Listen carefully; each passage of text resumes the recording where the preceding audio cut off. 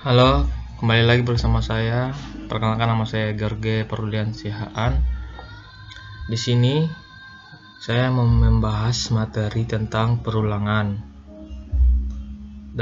Materi saya udah ada, saya tinggal menjelaskan saja. Ini adalah materi saya, perulangan. Nanti saya akan membahas sampai ke pemrograman, codingan, dan saya memakai aplikasi Dev C++. Sebelum ke programannya, saya akan menjelaskan dulu di file saya, di materi saya. Perulangan merupakan sebuah konsep pemrograman yang penting karena konsep ini memungkinkan pengguna menggunakan sekumpulan baris program berulang kali.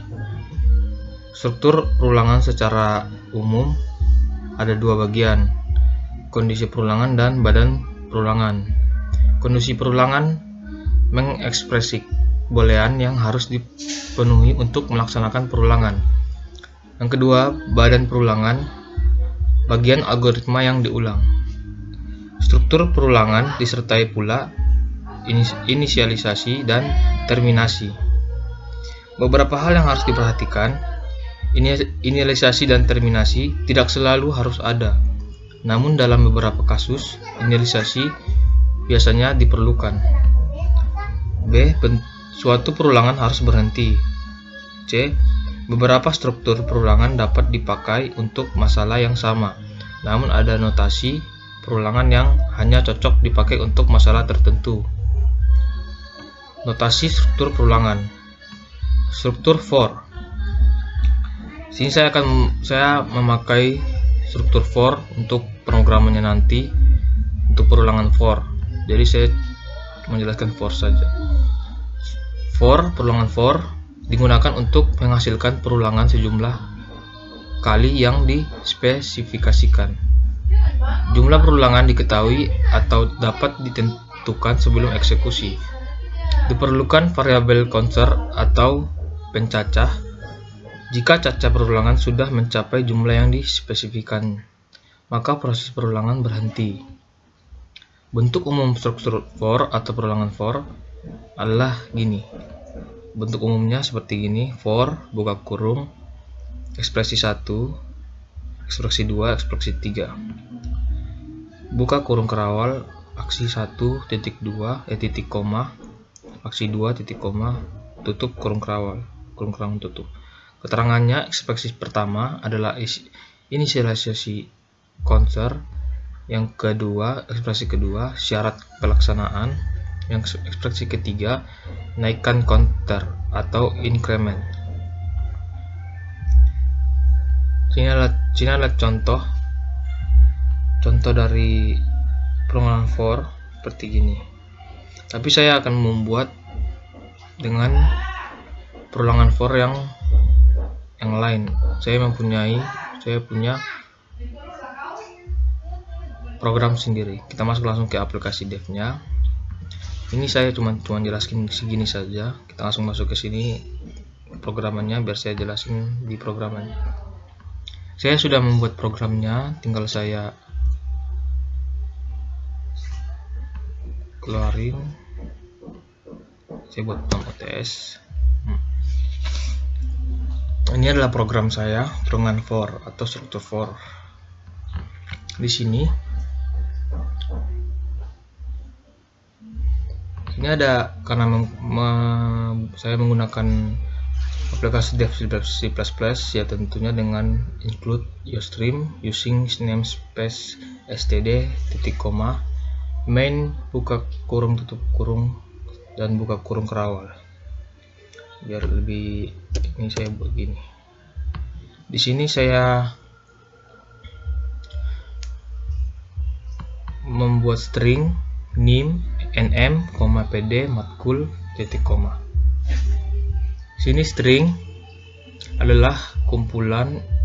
Sini ada kumpulan dari karakter seperti huruf, angka, spasi atau karakter lain. Itu adalah string. Kalau login, sini saya mungkin login name integer fungsinya sebagai menyimpan data, long memesan jarak dan ukuran agar lebih besar, memorinya lebih besar. Terus sini saya pakai in a, mk, sks. Selanjutnya in total, ts sama dengan 0, tarifnya saya pakai tarifnya 200 karena kampus biasanya SKS-nya biasanya 200 per SKS. Saya langsung buat ke cout-nya. Di sini ada nama, name, prodi, cout. Saya keluarin cout-nya, namanya. Terus sin menampilkan pesan. Sin-nya untuk menampilkan namanya. Ini cout name, sin menampilkan name. Cout prodi, sin menampilkan prodinya.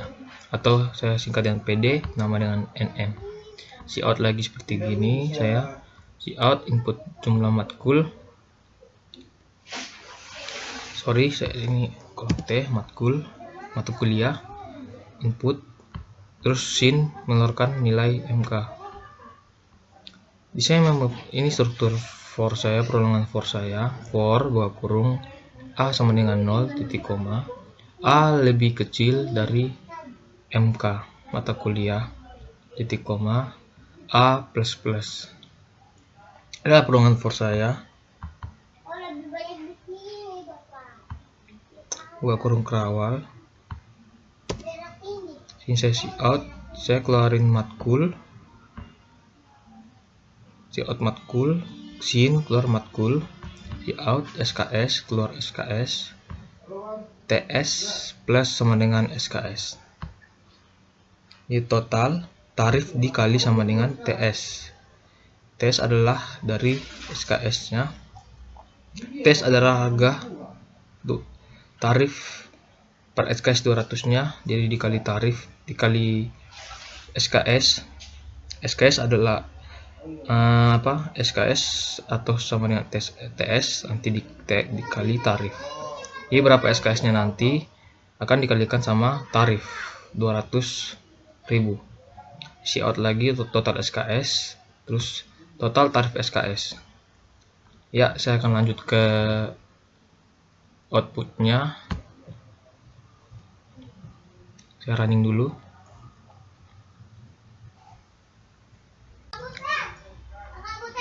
Contohnya nama saya George, kita enter, masukin NIM-nya, misalnya NIM 2018 31 80, masukin prodi jurusan saya informatika,